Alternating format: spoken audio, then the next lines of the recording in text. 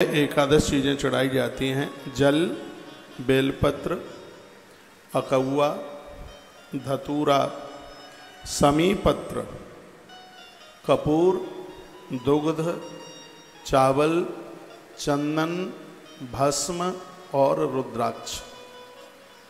एकादश ये 11 हैं। एक बार फिर रिपीट करूँगा। जल, बेलपत्र, अकौआ कहते हैं आँख, राजस्थान की भाषा में जिसको आंकड़ा भी बोल देते हैं। आंकड़ा भी बोलते हैं, हाँ ये वही है, हमारे यहाँ उसको अकौआ कह देते हैं। धतूरा, समीपत्र लिख लिया होगा आपने, कपूर, दूध, चावल, चंदन, भस्म और 11वां है रुद्राक्ष। एकादश हैं, ये 11 है। भगवान महादेव बहुत राजी होते हैं, बड़े प्रसन्न होते हैं और भगवान भोलेनाथ जल से बहुत प्रसन्न होते हैं। शिवधारा जलप्रिय, सागर मंथन से कथा जुड़ी है। जब भगवान महादेव विष पान कर गए तो जहर इतना ज़्यादा चढ़ गया था, सभी देवताओं ने भगवान के सिर के ऊपर जल डाला और उनका दिव्य अभिषेक किया।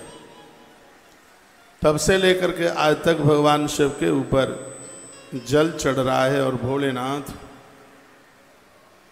उससे बहुत ज़्यादा राजी होते हैं, बहुत ज़्यादा प्रसन्न होते हैं। बहुत चीज़ों से भगवान शिव का अभिषेक किया जाता है। दूध से भगवान का अभिषेक किया जाता है। जिनका ऑफिस फेल हो रहा है, कर्मचारी ठीक से काम नहीं कर रहे हैं, स्टाफ गड़बड़ी कर रहा है, तो दूध से भगवान को स्नान कराएं। वंश वृद्धि के लिए तो यह है ही, लेकिन आपके कारोबार के लिए भी ये बहुत ज़्यादा प्रभावशाली है। आज की कथा में आएगा मन की शांति के लिए जल से भगवान का महाअभिषेक करें। बहुत बड़ी संपदा प्राप्ति के लिए गन्ने के रस से भगवान का अभिषेक करें।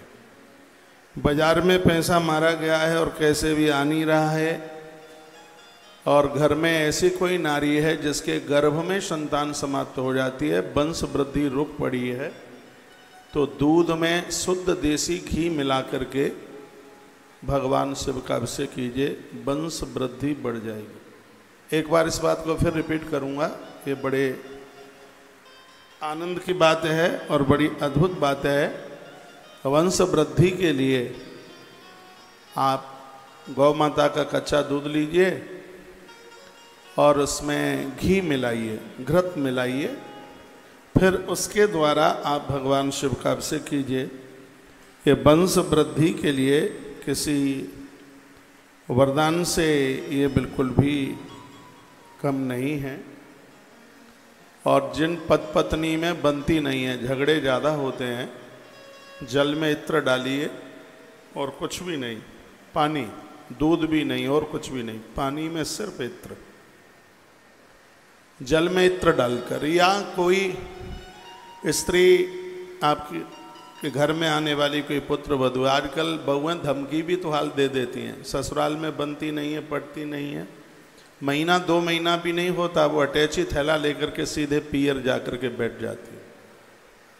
या आपकी बेटी ससुराल में बहुत दिक्कत परेशानी में है और वहाँ के लोग अनुकूल नहीं हैं, बेटी के अनुकूल नहीं हैं, तो ये बड़ा सुंदर लिंग पुराण के अंतर्गत वर्णन किया गया है।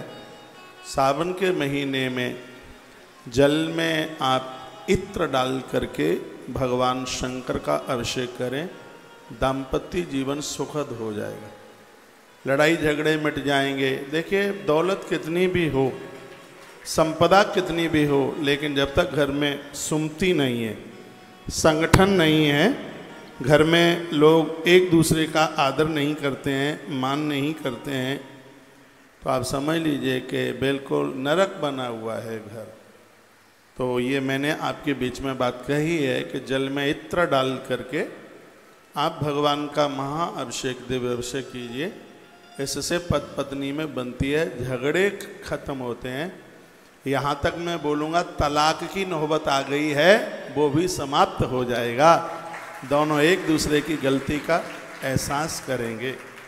तो घर के संगठन के लिए ये बड़ी अद्भुत चीज़ है, बहुत बढ़िया है। यदि कोई बहुत बीमार है, दवाई उसको लगती नहीं है, तो उसके लिए जल में शहद डालकर महारुद्राभिषेक होता है। किसी को ऐसी बीमारी है, और मैं निवेदन करूंगा, भगवान करे ये रोग किसी को ना हो। एक बड़ा खतरनाक रोग है, सफ़ेद दाग शरीर में हो जाते हैं, ग्रंथ में उसको कुष्ठ रोग के नाम से जाना जाता है। तो यह अभिषेक शनिवार के दिन जल में थोड़ा सा आप सरसों का तेल डालिए और थोड़ा सा शहद डालिए पानी में, फिर इसको मिला करके भगवान महादेव का अभिषेक कीजिए, स्वास्थ्य को लाभ प्राप्त हो जाएगा। ये तो रही पूजा की बात। दूसरी बात, गैया की बछिया 1.25 साल जिसकी उम्र हो, 1.25 साल से ज़्यादा नहीं, बछड़ी, और काले रंग की शुद्ध देसी बछिया, उसका गौमूत्र लीजिए और सूती कपड़े में उसको 100 बार छानिए, गिन करके 100 बार, एक बहुत बड़ी औषधि बन जाएगी। उसको 100 बार छानिए, फिर उसको गर्म कीजिए। गर्म करने के बाद जहाँ जहाँ सफ़ेद दाग है वहाँ लगाइए, और एक लगभग 25-30 ग्राम एक 3 महीना आप उसको पीजिए। ज़्यादा पी लिया है तो हो सकता है दस्त भी हो सकता है, क्योंकि शुद्ध देसी गाय का जो गौमूत्र है वो सबको पचता नहीं है। कैंसर के लिए वरदान है, इस रोग के लिए वरदान है, किडनी की सफाई के लिए, लीवर की सूजन को समाप्त करने के लिए गौ माता का यह गौमूत्र, और डायबिटीज वाले लोगों के लिए अमरता है। 1.25 साल की बछिया हो, उसका गौमूत्र 100 बार कपड़े में छान कर और फिर उसको गर्म कीजिए, जहाँ जहाँ सफ़ेद दाग है वहाँ लगाइए, और एक 30-40-50 ग्राम ज़्यादा से ज़्यादा उसको नित्य एक 90 दिन के लिए 3 महीने के लिए ले लीजिएगा। तो ये एक औषधि है, स्वास्थ्य लाभ हो जाएगा इससे। और पूजा के लिए असाध्य रोगों को, यहाँ तक कि मृगी का रोग है और पैरालाइसिस है, ये सब असाध्य रोग में, पैरालाइसिस असाध्य रोग में आता है। तो इसके लिए शनिवार के दिन शहद, जल और थोड़ा सरसों का तेल, इन तीनों को मिलाकर भगवान महादेव का अभिषेक कर दीजिएगा। यदि सांवले रंग की पिंडी मिल जाए तो और ज़्यादा बढ़िया है। रोग निवारण के लिए सांवले रंग की, और धन नोटों के लिए शहद जैसे रंग की, घर में शांति के लिए शहद जैसे रंग की शिव पिंडी बहुत ज़्यादा प्रभावशाली होती है। रोग निवारण और शत्रु के नाश के लिए सांवले रंग की शंकर की पिंडी बहुत ज़्यादा प्रभावशाली होती है। तो शनिवार के दिन यह आप करें और आनंद हो जाएगा, बहुत बढ़िया हो जाएगा। तो ये अभिषेक, ये देखो, मैंने कथा के पहले ही दिन आपको बोला है कि आप शिव महापुराण की कथा सुन रहे हैं तो इसके लिए एक डायरी बनाइएगा। ये देखो, ये सामने मंजू बहन कैमरा लगाइए। आप ये ऐसी ये चीज़ें हैं, आप खोजते रहेंगे और आपको मिलेगी नहीं, और व्यासपीठ से आपको ये समाधान मिल रहा है। हमने लोगों के ऊपर ये उपचार किया है, लोगों को बहुत फायदा मिला है। तो मैं आज अपनी बात को, भगवान की इस दिव्य कथा को यहीं से मैं आरंभ कर रहा हूँ। आज सोमवार है। मैंने परसों या दरसों बोला है कि संध्या को प्रदोष काल में 7 बजे के बाद लगभग प्रदोष काल 8:48 तक रात्रि में रहेगा, 8:45 बजे तक। ये इतना है, ये रोज आता है प्रदोष का। ये समय आज का ही नहीं है, रोज ही आता है प्रदोष का समय। 7:15 बजे से लगभग इतने टाइम के बीच में प्राण प्रतिष्ठित मंदिर में जाइए, भोलेनाथ के मंदिर। 2 दिया घर से लेके जाइए बिना जले हुए, माचिस संग लेके जाएं, घी का दिया, मिट्टी का दिया हो बहुत ज़्यादा बढ़िया है। 1 दिया पहले जलाएं आप, भगवान शिव को वंदन करके, प्रणाम करके। भोलेनाथ की अंदर से आधी परिक्रमा लगती है, जहाँ पानी गिरता है जलेरी को कभी लांगा नहीं जाता। भोलेनाथ की अंदर से परिक्रमा आधी लगती है और बाहर मंदिर से पूरी परिक्रमा लगती है। दुर्गा मैया की 1 परिक्रमा लगती है, बहुत देवताओं की 3 लगती हैं, नारायण भगवान की परिक्रमा है वो 4 लगती है। भोलेनाथ की आधी ही परिक्रमा लगती है। तो वह आधी परिक्रमा करके जलहरी के पास से लौटा जाता है। 1 दिया, ये दिया जलाने के बाद परिक्रमा आधी लगानी है, फिर लौट आइए। और जो दिया आपने जला के रखा है, याद रखिएगा, दोनों दिए आपको माचिस की तीली से नहीं जलाने हैं, एक ही दिया जलाना है। और मैंने एक भी और भी बात बोली है, नारायण के मंदिर में यदि आप तुलसी की लकड़ी से दिया जलाते हैं तो एक दिया जलाने का फल 10,000 दिए के बराबर होता है। ये समझ के याद के रखिए। अब यहाँ बच्चे पता नहीं भूल गए हैं कैसे, नहीं तो मैं ज़्यादातर ऐसे कथा में तुलसी की डंठल से या बेल की डंठल से मैं दिया जलाता हूँ। महादेव के मंदिर में बेल पत्र की लकड़ी से, उसके डंठल से उसको दिए को जलाइए तो एक दिया 10,000 दीपक के बराबर होगा। इतनी बड़ी महिमा है उसकी। मोमबत्ती से मन दिया जलाया करो, मैं कभी भी नहीं जलाता।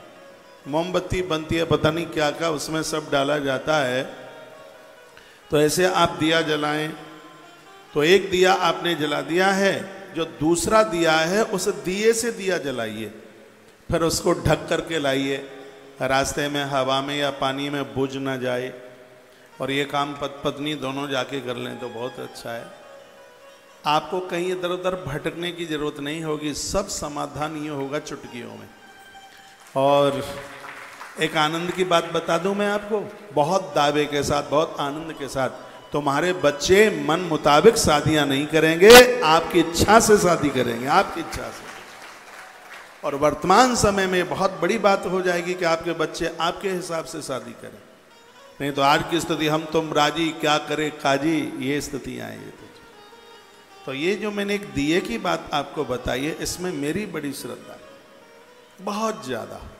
सब नकारात्मक ऊर्जा को, नकारात्मक सोच को एक दिया खत्म कर देता है।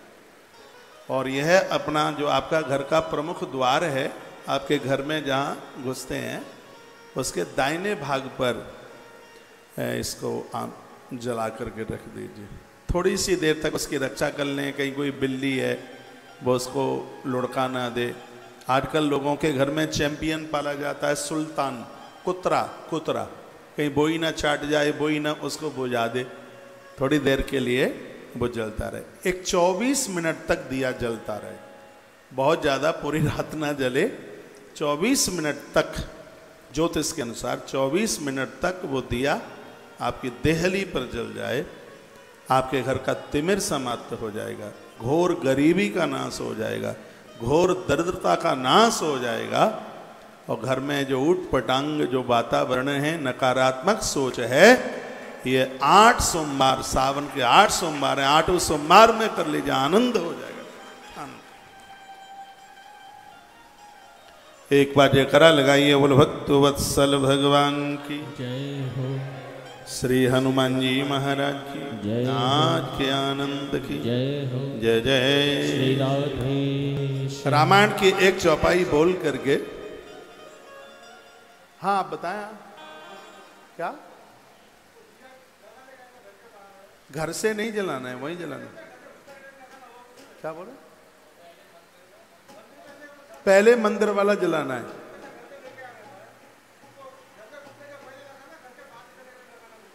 नहीं, घर में घुसेंगे तो दाहिने हाथ पर, घर का जो प्रमुख दरवाजा है। जैसे पुरुषोत्तम भाई, मैं आपके घर में घुसता हूं, नीचे जैसे हम आपके घर में, जहां आपका रेजिडेंस है, जहां घर से जैसे हम घुसते हैं तो उसके दाएं हाथ पर, हाँ वो ही है। किसी और की चौखट पे मत रखना, नहीं लड़ने को आ जाएगा। क्या कोई जादू टोना तो नहीं कर दिया? अपने ही दरवाजे पर आप जलाइए। मैंने वास्तु की किताबें बहुत पढ़ी, सबसे ज्यादा वास्तु है। आप तोड़ा फोड़ी बहुत ज्यादा करते हैं, जैसे तैसे तो मकान बन पाते हैं, इनको बिल्कुल भी तोड़ने की जरूरत नहीं है। मैं आपको टिप्स दूंगा। रसोई में कुछ चीजें हैं, एक पोटली में बांध के ऊपर रख दो, कभी कुछ बुरा हो ही नहीं सकता घर में। और जिसके घर में तुलसी पूजती है, उसके घर में शंकर पूजते हैं, उसके घर में तो वास्तु दोष और पितृ दोष रहता ही नहीं है। जिन्होंने प्लॉट खरीद रखा है, उसको बनाने, मकान अधूरा बना हुआ पड़ा है, पूरा बन नहीं पा रहा है, शुक्रवार के दिन भगवान महादेव का अभिषेक उस प्लॉट में या अधूरे मकान में मत्स्य पुराण में वर्णन है। शुक्रवार को किसी विद्वान ब्राह्मण के द्वारा उसमें महारुद्राभिषेक करा दीजिए, भूमि का दोष समाप्त, भूमि का दोष समाप्त हो जाएगा और मकान बन जाएगा। एक बात और निवेदन करूंगा आगे बढ़ते हुए, जब तक मकान में खिड़की और किवाड़ न लग जाएं तब तक नए मकान में रहिए मत। खिड़की और उसमें जब तक किवाड़ न लग जाएं तब तक मत रहिए, और जब तक दीवार के ऊपर कलई न पुत जाए, पुरानी भाषा में तो उसको कलई, राम रज, ये सब चीज़ें बोलते हैं। आज उसको डिस्टेम्बर मान लो, पेंट मान लो, उसको कम से कम उसके ऊपर एक बार तो उसकी लिपाई पुताई हो जाए। उसके बाद में फिर घर में आप प्रवेश करें, और याद रखना जब नए मकान का आप गृह प्रवेश करते हैं तो सबसे पहले उस घर में भरा हुआ मटका लेके जाया जाता है अंदर, और सबसे पहले नए मकान में चूल्हे के ऊपर खीर बनाई, पहले खाद्य सामग्री पहुंचाई, खीर बनाई जाती है, खाने पीने का सामान, जो भी सामान नए। याद रखना नए मकान का गृह प्रवेश करते हुए 3 दिन तक मकान को खाली नहीं छोड़ा जाता। ये मत्स्य पुराण में वर्णन है। 3 रात्रि वहाँ रात्रि को रुकना ही पड़ेगा, रात्रि को ठहरना पड़ेगा, उसको आप खाली छोड़ करके रात को ताला डाल करके आप नहीं जा सकते। भले आप किसी और को रख दीजिए, देव के ऊपर चढ़ाते हैं तो अपने मुख से इस चौपाई को गुनगुनाते रहिए।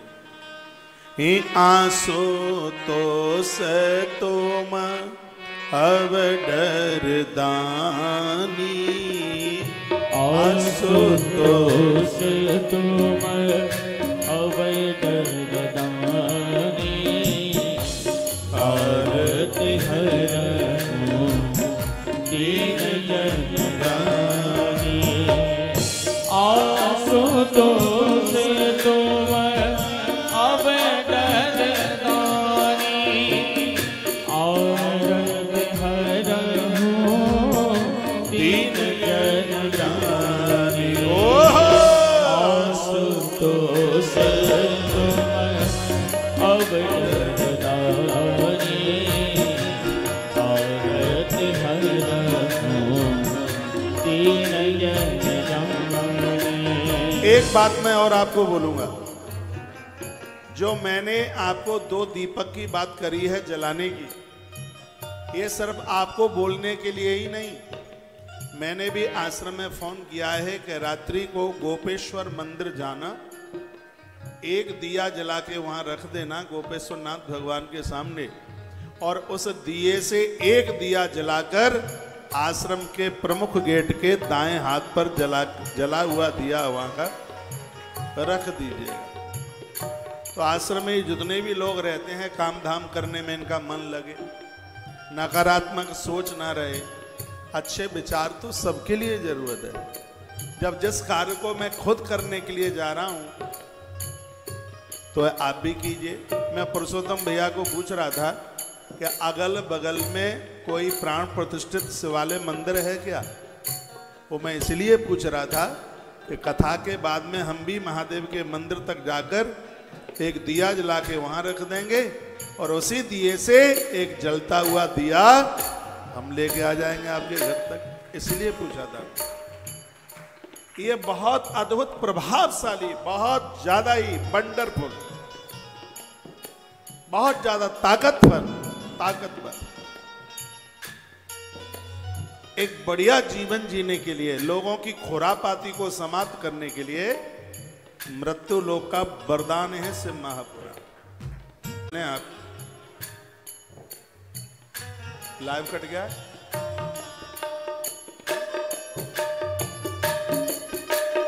आशुतोष तुम अब डरदानी, आरती दीन जगदानी, आशुतोष तुम अब डरदानी, आरती हरहूं दीन जगदानी, आशुतोष तुम अब डरदानी, आरती हरहूं दीन जगदानी, आरती हरहूं दीन जगदानी,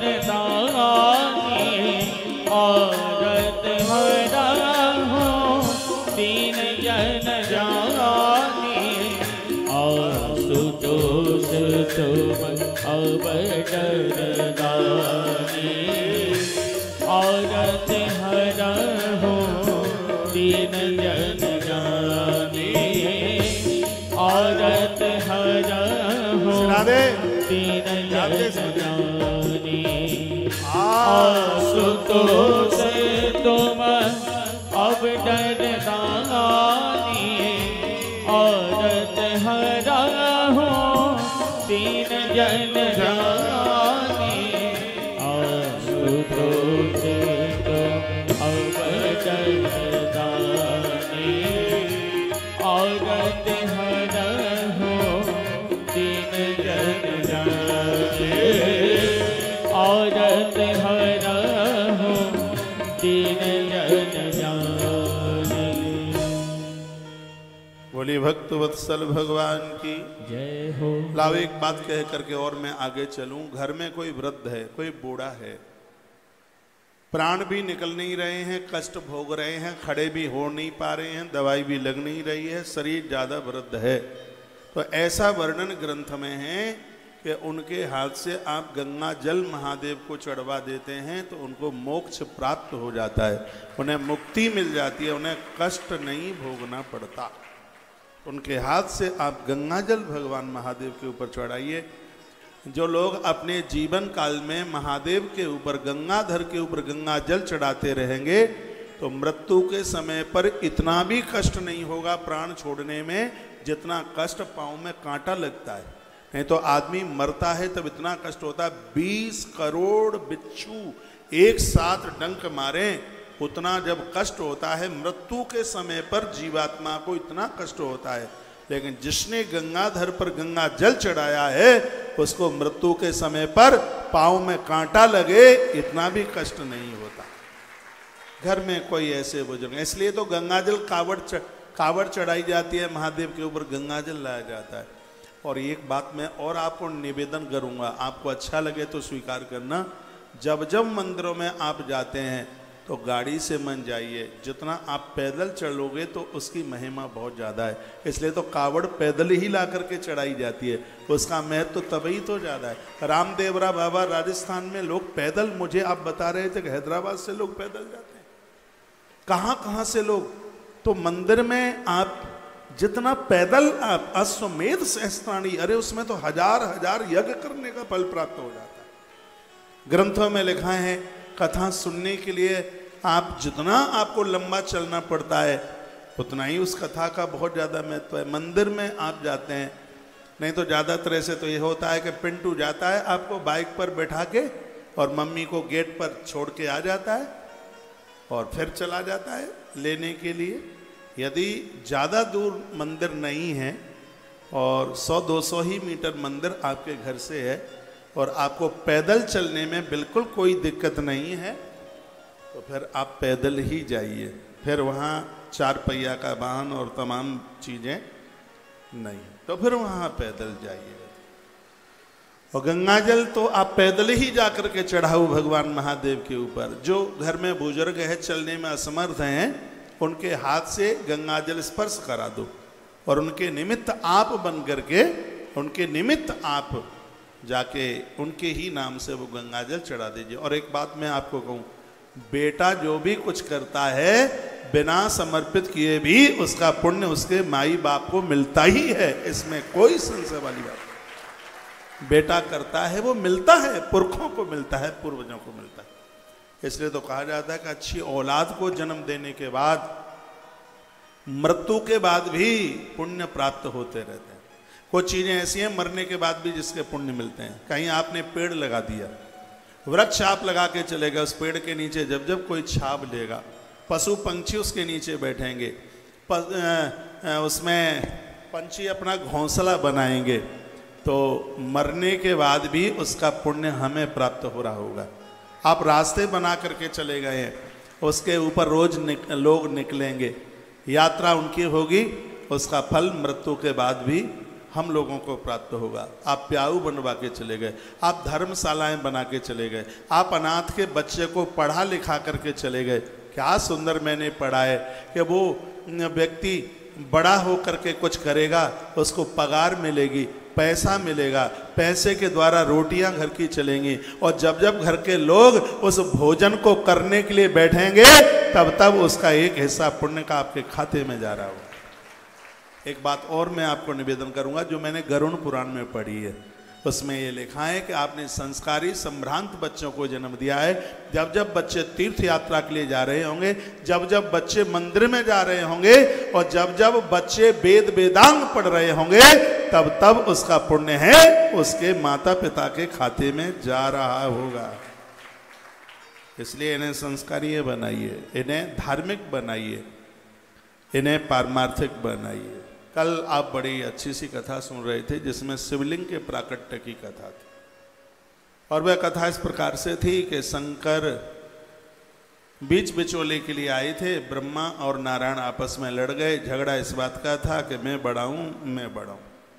अग्निस्तंभ के रूप में वो प्रकट हो गए थे। भगवान तो श्री भोलेनाथ बिल्कुल तपा तपाया लाल रंग था, और जहां पर यह स्तंभ प्रकट हुआ उसको आज अरुणाचल प्रदेश के नाम से जाना जाता है।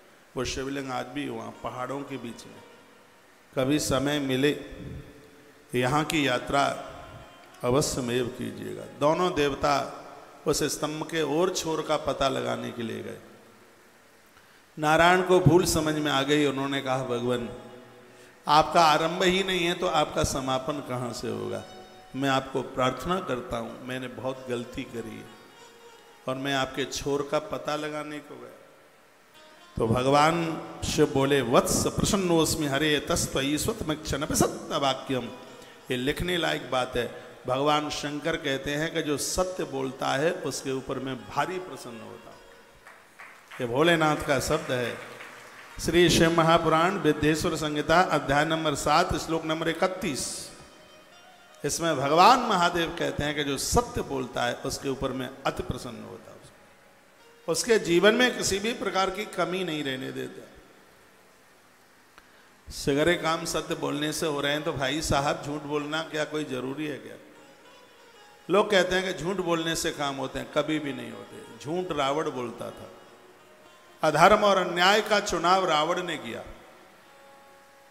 सगे भाई विभीषण ने संग छोड़ दिया। सत्य के रास्ते का चुनाव प्रभु राम ने किया, बंदर और भालू भी प्रभु राम के सहयोगी हो गए। आप सत्य का अनुसरण करोगे, पूरी सृष्टि आपके संकल्पों में लग जाएगी पूरा करने, सब आपके सहयोगी हो जाएंगे। अन्याय, अपराध और असत्य का आचरण किया तो समझ लीजिएगा कि अपने खासम खास भी हमारा संग छोड़ के चले जाएंगे। असत्यम अपि सत्यम स्या दापत्या अनुशासन। जो झूठ बोलते हैं उनका स्वयं का भी अपने ऊपर कोई अनुशासन नहीं होता। धर्म न दूसरे सत्य समाना, धर्म न दूसरे सत्य समाना, आगम निगम पुराण बखाना।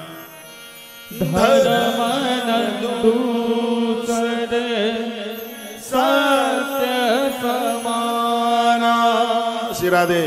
आगम निगम पुराण बखाना, धर्म न दूसरे सत्य समाना, आगम निगम पुराण बखाना। वेद पुराण कहते हैं कि सत्य के समान कोई दूसरा धर्म नहीं है, पालन कीजिएगा। सांच बराबर तप नहीं, झूठ बराबर पाप, जाके हृदय सांच है ताके हृदय। मैं भगवान की व्यासपीठ पर बैठा हूं और ये ग्रंथ मेरे सामने है और इसमें बिल्कुल झूठ नहीं है। अभी वृंदावन में कैंसर हॉस्पिटल की एक रजिस्ट्री हुई है। मुझे सामने वालों ने ये कहा उनकी बगल की कोई जमीन बिकी होगी। उन्होंने मुझे ये कहा था कि महाराज जी बस आप ये कह दीजिएगा कि ये जमीन हमने इतने में ली है और आपको 3,97,00,000 रुपए का मुनाफा हो जाएगा। मैंने कहा तुम मुझे इंद्र का पद दो तो भी मैं नहीं बोल सकता बिल्कुल, और महादेव की सौगंध मैं नहीं बोला बिल्कुल। मैंने कहा मेहनत ज्यादा करेंगे, हमें मुनाफा नहीं चाहिए कि हम अपने फायदे के लिए और दूसरे व्यक्ति का 5 करोड़ का नुकसान कर दें। मेरे थोड़े से झूठ बोलने पर सामने वाले का 5 करोड़ रुपए का नुकसान था। आश्रम को तो चलो ठीक है 3,98,00,000 का मुनाफा, लेकिन ऐसा मुनाफा आश्रम नहीं चाहेगा जिसमें दूसरे का 5 करोड़ रुपए का नुकसान होता है। और मैंने उस बात को बिल्कुल स्वीकार नहीं किया। सोमवार है, शिव के दरबार में बैठा हूं। ये बातें नकली नहीं है, ये नहीं है कि बस लोगों को सुनाने के लिए हो। इन बातों के ऊपर हम स्वयं में खरे उतर रहे। उस आदमी का मेरे पास फोन आया। मैं आगरा में कथा थी, उन्हीं दिनों की बात है। तो कहा महाराज जी ऐसी ऐसी बात है और ये लोग ऐसा कह रहे हैं कि कौशिक महाराज ने और वो इतने में ले ली है। मैंने कहा मैंने नहीं ली इतने में, बिल्कुल भी नहीं ली। कहा महाराज जी हमारे तो 5 करोड़ रुपए का बहुत बड़ा नुकसान हो जाएगा। मैंने कहा तुम्हारा नुकसान थोड़ी होने देंगे, बस तुम उस पार्टी को ये कह दो कि कौशिक महाराज से तुम बुलवा दो, हम उसका और डबल दे देंगे। क्योंकि मैं बोलने वाला ही नहीं था बिल्कुल। और उस बेचारे को वो भी परहित परमार्थ का काम था और उनका 5 करोड़ रुपया जाने से बच गया। कैसे बच गया? हमने अपने सत्य का पालन किया, इसलिए बच गया।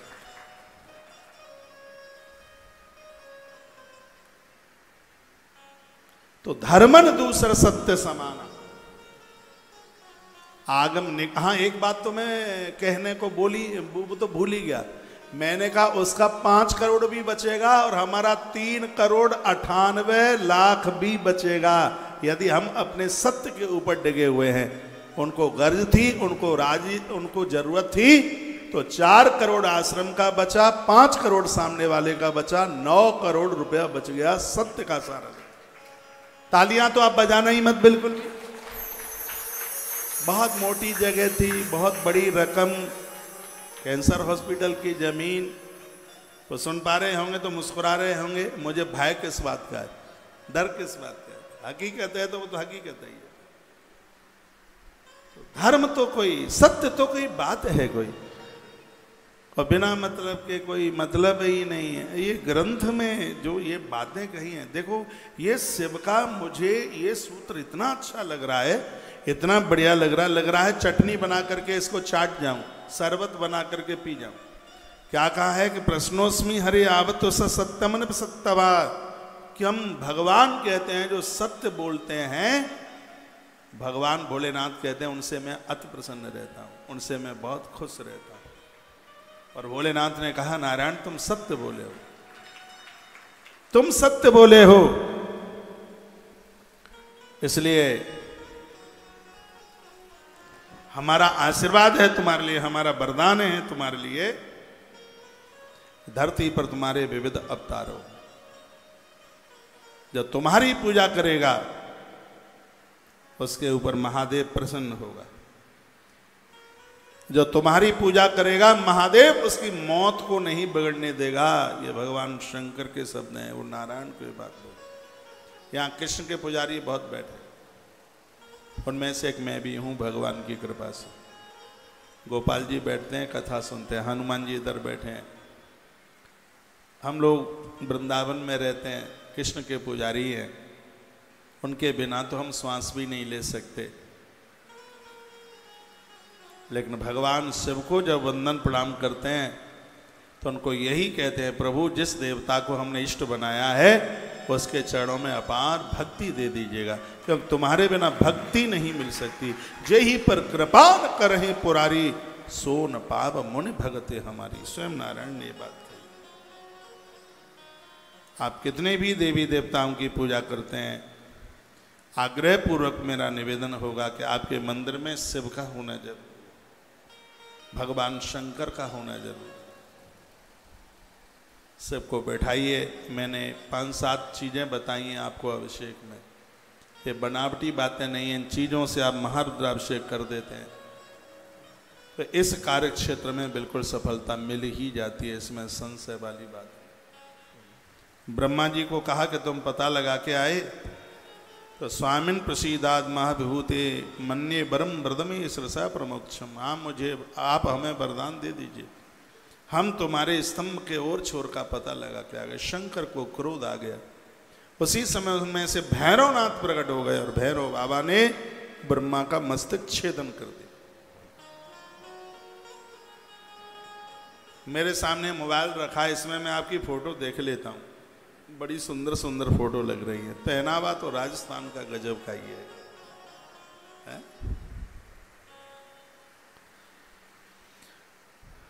भगवान शंकर ने मस्तक छेदन तब किया, सिर कट गया। फड़कती हुई तलवार भैरव के हाथ में थी, उन्होंने मस्तक का छेदन कर दिया। हाहाकार मच गया। इधर केतकी नाम का फूल, उसने भी झूठ बोल दिया और कह दिया कि ये मुझे लेके आए। भगवान महादेव इतने कुपित हो गए कि इसको श्राप दे दिया कि किसी भी देवता की पूजा में तुझे लिया नहीं जाएगा। इत्र बहुत बाजार में आते हैं, केवड़े का इत्र मत लेना। केवड़े का फूल किसी भी देवता की पूजा में ये चढ़ता नहीं है। शिव ने इसको अभिषिक्त कर दिया। अपनी भाषा में उसको केवड़ा कहते हैं, साहित्यिक भाषा में उसका नाम है केतकी। महादेव का श्राप लग गया इसको, भोलेनाथ ने इसे श्राप दे दिया था। भगवान नारायण प्रार्थना करने लगे। भगवान नारायण ने कहा, प्रभु आप तो इसी जगह पर शिव का नाम आशुतोष हुआ है। इतने कुपित थे, नारायण को प्रार्थना करने पर हाल ही प्रसन्न हो गए। देवताओं में सबसे जल्दी राजी हो जाने वाला यदि कोई देव है तो वो भोला भंडारी है।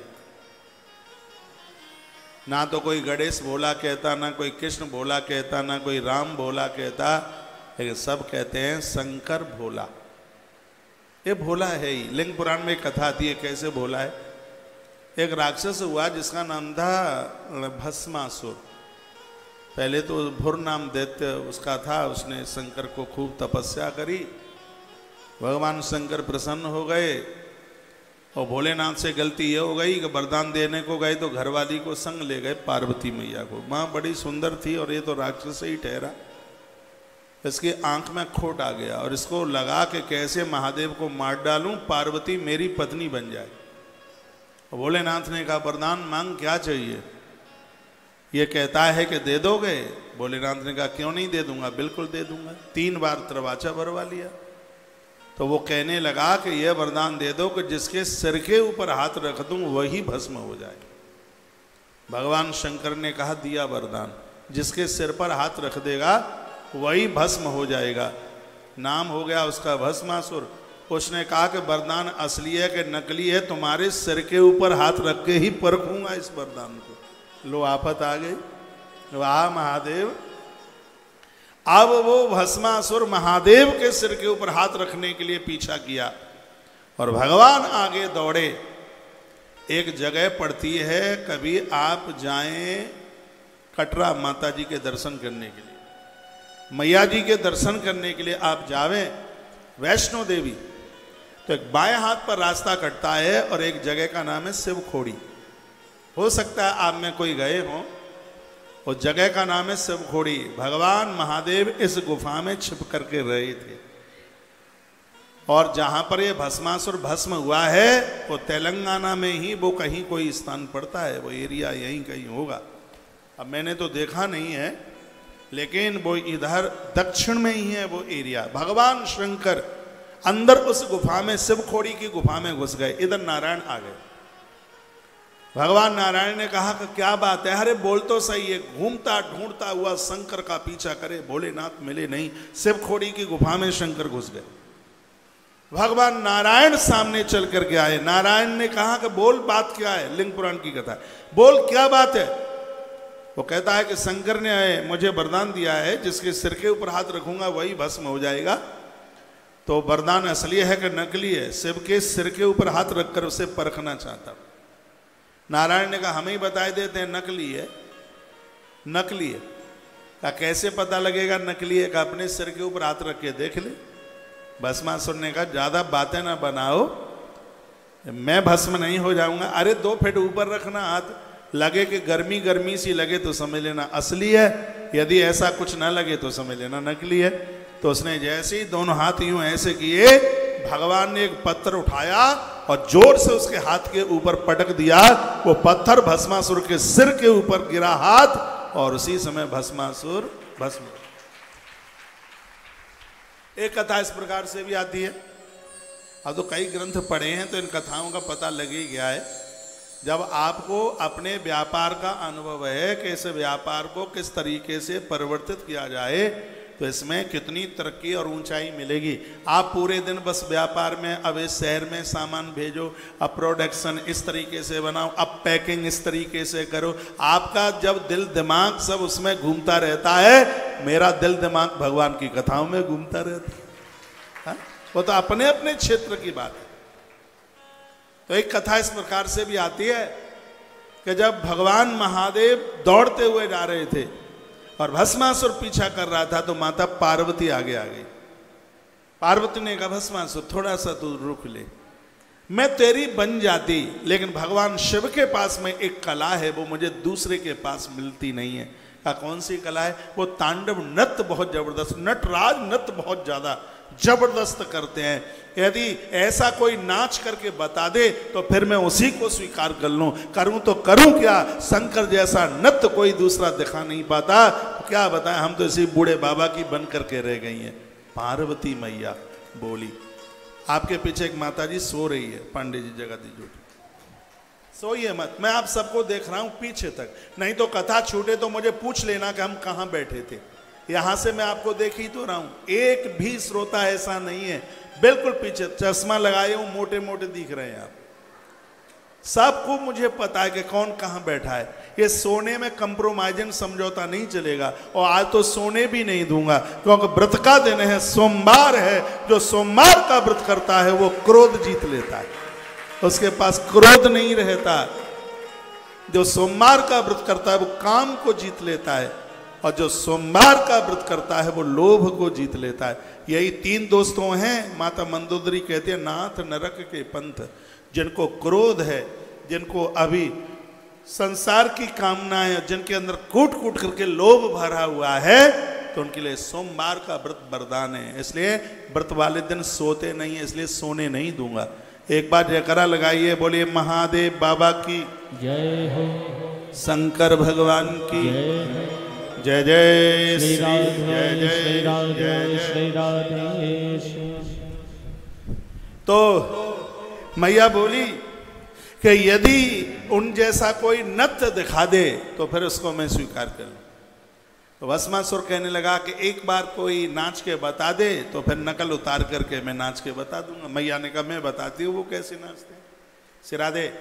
सो मैया ने नृत्य शुरू किया। मैया ने हाथ उठाए यूं, इसने भी हाथ यूं उठाए, फिर मैया ने किया यूं, ये भी ऐसे करने लगा, फिर मैया करने लगी यूं, इसने भी ऐसे ही किया, फिर मैया ने किया यूं, इसने भी ऐसे किया, फिर मैया ने किया यूं, ये भी ऐसे ही करने लगा, फिर माता जी ने ऐसे किया, ये भी ऐसे किया, और अचक से मैया ने नाचते नाचते दोनों हाथ यूं कर दिए। ये भूल गया और उसी समय इसने दोनों हाथ सिर के ऊपर जैसे रखे और उसी समय ये जल करके राख हो गया, भस्मासुर। तो महादेव तो इतने सरल देवताएं, इतने सहज देवताएं। क्रोध थोड़ी देर के लिए आता है, और जब क्रोध आता है तो समझ लो कि सब गड़बड़ी है।